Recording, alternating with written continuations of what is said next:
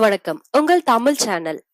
எந்தெந்த விரல்களால் விபூதியை தொடலாம், எந்தெந்த விரல்களால் விபூதியை தொடக்கூடாது?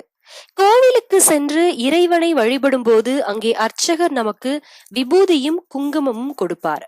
அப்படி கொடுக்கப்படும் விபூதியை வாங்கி நாம் நெற்றியில் இடும்போது அதை எப்படி எந்தெந்த விரல்களால் எடுத்து நெற்றியில் இடுகிறோம் என்பது நம்மில் பலருக்கும் தெரிவதில்லை.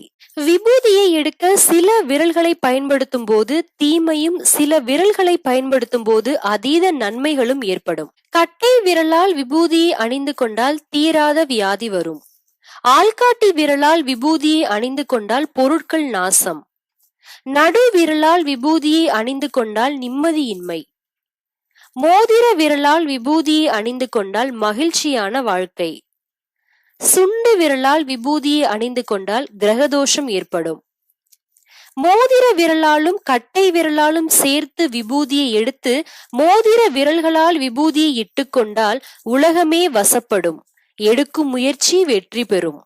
மேலும் நாம் கோவில்களில் சுவாமி தரிசனம் செய்துவிட்டு திரும்பும் போது கொஞ்ச நேரம் கோவில் நுழைவாயிலில் அமர்ந்து விட்டு வருகின்றோம்.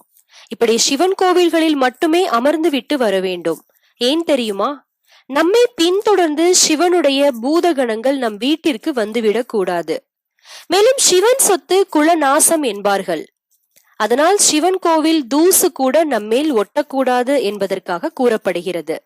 விஷ்ணு கோவில்களில் தரிசனம் செய்த பிறகு அமர்ந்து விட்டு வரக்கூடாது. ஏனென்றால் அப்போதுதான் லக்ஷ்மி நம்முடன் வீட்டிற்கு வருவாள், அதிர்ஷ்டம் பொங்கும் என்பது ஒரு கருத்து.